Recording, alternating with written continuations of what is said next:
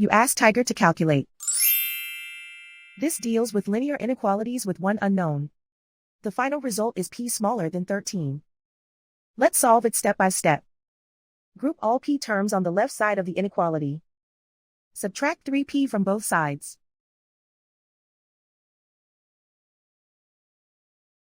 Group like terms.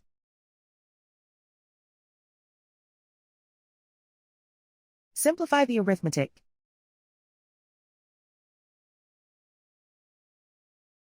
Group like terms.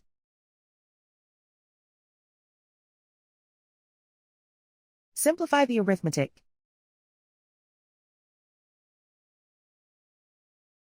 Group all constants on the right side of the inequality. Add 5 to both sides.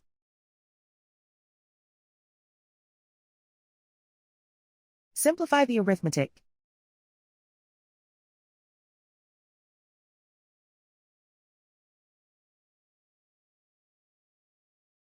Plot the solution on a coordinate grid. And so the final result is p smaller than 13.